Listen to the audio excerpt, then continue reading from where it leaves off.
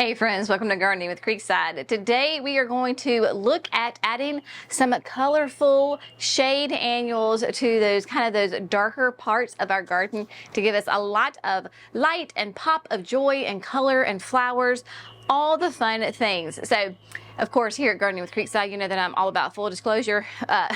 It is warm here in North Carolina. The temperatures are starting to go up, as is the humidity. Yes, we do live in the South, Zone 8A, and things get quite sticky around here in the summertime. I know we're not officially in summer, but it certainly feels that way here right now. Brenna and I have already been out doing a full sun project this morning, and I was going to work in the sun a little bit more, and I was like, you know what? No, we're going to go to the shade, because ladies, when your inside of your ponytail is soaking wet from sweat, you know it's hot. So we are going to be in the shade, both here on the porch, and then we're going to move to the forest pansy bed and add in some beautiful shade annuals, both flowering and for foliage, to these spaces to make them just pop and be beautiful and have lots of color. Now, behind me, you can see, I think this is the top of it. You were with me, I don't know, a couple of weeks ago when I showed you that I had planted this. This is like a trough, like a window box almost, but it's on legs, right? And so I have it in front of this window. Our windows are very low, so we just have a little bit of clearance. So this works really well. And I had put a massive Shadowland Diamond Lake hosta in it, and then some of the double up white begonias. Well, this spot is a little interesting because when the sun does pop back out again, you're going to notice that the sun is coming. Oh, look at that. Perfect on cue. The sun does come, and it starts to get a little bit of direct sun right here. Well, that little bit of sun was way too much for the hosta. It is a blue hosta, so it tends to want to have the most shade anyway. My leaves were starting to burn. That's how I knew it was getting too much sun. So what I did, actually Mimi helped me, so she just plopped it out. It hadn't even really rooted yet, and then added it to the forest pansy bed. I'll show you where it is in just a moment. So we're going to switch things up, and we're going to add annuals that can do sun or shade, right? So they're very forgiving. They're definitely not, they can be full sun, especially my caladium. But this double up, y'all, is this not gorgeous? This is the Double Delight Apple Blossom. It is a begonia, but look how beautiful and elegant and I just think it's a very romantic looking plant. It is a begonia. It has an upright trailing habit to it. The Double Delight Apple Blossom is one of the newest in the line. You also have the Double Delight Primrose, which is a yellow, which I love. But in this case, because we are using a lot of pinks right here and already have yellow begonias, I wanted to use these, and plus they just are phenomenal and gorgeous, and I had to use them. So on the tag it says full to part sun. I have known from firsthand experience here in the South with our heat and humidity, these cannot take full sun in my garden. They can do morning sun, afternoon shade, or in this case, just a couple of hours of some direct sun. Only a few of these are going to be in full direct sun, and then the rest are still going to be in that bright, shady area. Now, these will be 8 to 14 inches tall. Spacing is 12 inches, so they're going to get nice and wide. I'm probably going to jam pack them in there a little bit closer, and so we're going to have those. And then we're also going to use as kind of a thriller caladiums. Speaking of heat and humidity, caladiums do great for us in the heat and humidity. This, of course, is one from pwwin.rs. This is the Heart to Heart series of caladiums, and what I love about them is, one, their vigor. They are very healthy, happy plants that just grow before my very eyes here in my North Carolina garden. They thrive in the heat and humidity. Now, if you have heat but you're dry, you may find that these don't do as well. They really, really, really want that sticky, thick air. They do great. Their home is Florida. There you go. So this is where the caladium company is there's all the breeding and the growing is in Florida. They grow outside in full sun. So there you go. If you're familiar with Florida, that's the kind of conditions that they like. This is Blushing Bride. Blushing Bride has beautiful both pink and white and green. It is a sun or shade, anything in between, which is what I love, especially in this section, right? This container predominantly is shade. However, as I found out with my hosta, it gets a little bit too much sun. So I need something that is very forgiving. So that's what we're gonna do. It's gonna be really, really simple how we're going to plant this. We're gonna plant this up really quick and then head over to the forest pansy, add some different caladiums. We're gonna do some Rocapuco impatience, you name it, we're gonna have lots of fun in there and add some things. Not gonna take very many because it's filled with perennials. Just little pops here and there. Now, I always tell you to completely empty your container, start fresh with soil. Y'all, I literally just planted this like 2 weeks ago. Nothing had even rooted. So the hosta has been moved, the begonias got moved, and they got recycled to go somewhere else. So this is completely fresh soil. I am just gonna add just a little bit of biotone and a little bit of the slow release fertilizer in there, and then top dress with land and seed. But other than that, my soil is good because I literally just started this like 2 weeks ago. So let's get these babies planted. Okay, so I'm gonna plant this on an angle just because it's hard to film straight up against the wall. And then I will put it in front of this window.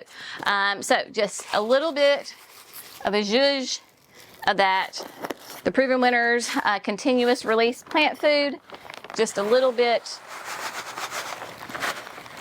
of biotone because I'm sure there's plenty still in there. So I'm gonna only use, I say only, gonna use 2 of the Blushing Brides in here. I thought about 3, but I really want the begonias to be more of the star of the show than the caladiums. I want the caladiums to be an accent piece, not the main focal point, if that makes any sense. So I'm gonna try to stick these a little bit towards the back. If you get your caladiums, like when you go to your local garden center, and you get them and they seem to be a little lopsided, whopper-jawed, as I say, right?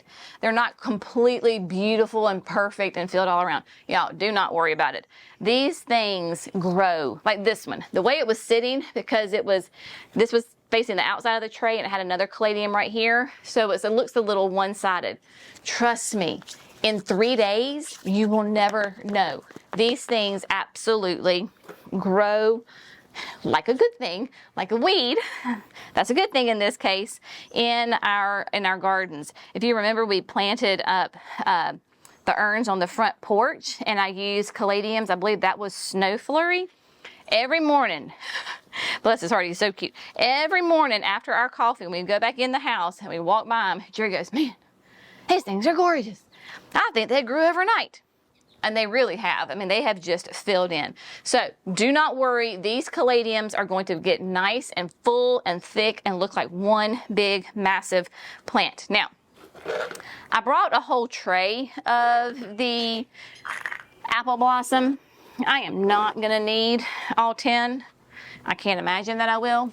Now, the one that I was showing you, to me, is like the perfect specimen. So I'm gonna put that one in the center and then work my way around. There really is truly like no rhyme or reason how we're gonna place these, because the look that I'm going for is that it'll be one mass planting and you really won't be able to tell individual plants from one another. Now you will today when I'm planting it, but when they really fill in, you won't be able to see that. It'll look like a big old planting. So I'm just gonna get these potted up and then I'll see you back here in just a second when I'm all done.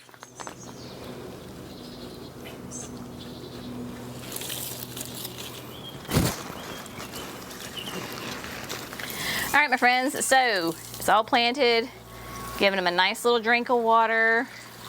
Poor little Brenna. German Shepherds, she would rather it be -10 outside than 85 degrees. She is definitely a cold weather dog, and so the heat, we got to watch her a little bit in the heat, but she's doing just fine, and she's so funny though. So anyway, I digress.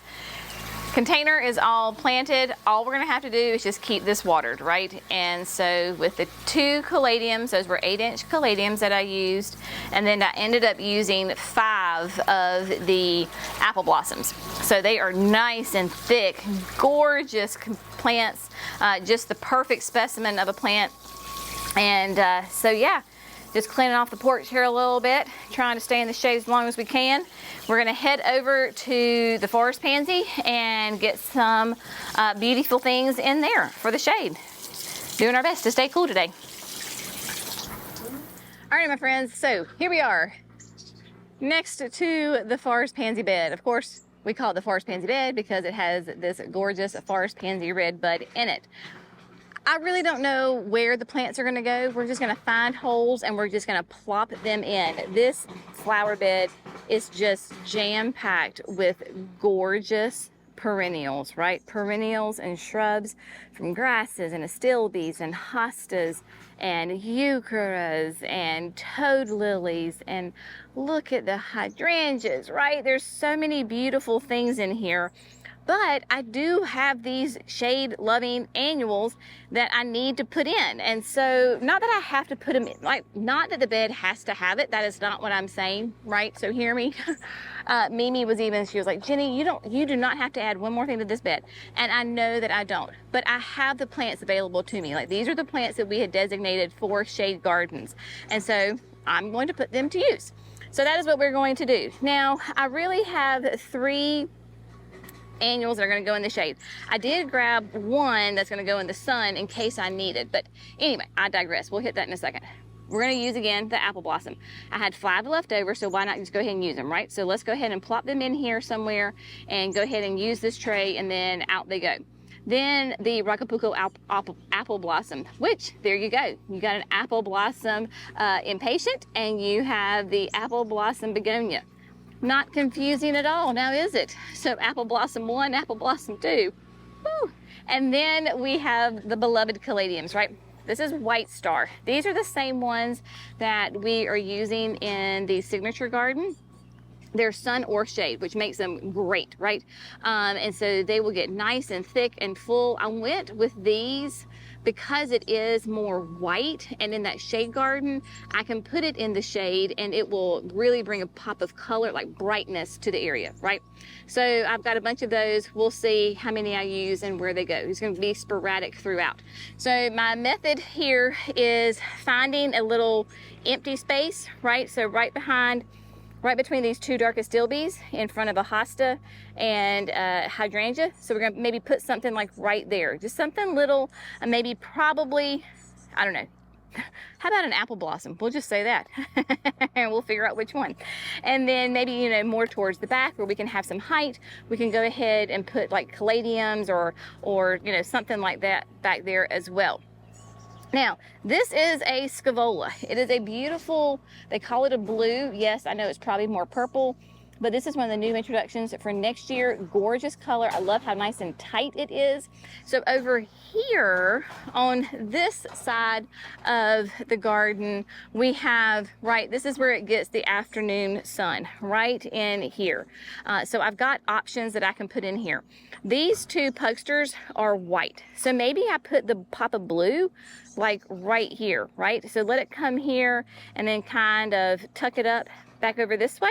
That would be fun because on the other side, I have my balloon flowers. And look, y'all, I've got my first real bud that's showing some color. So sweet.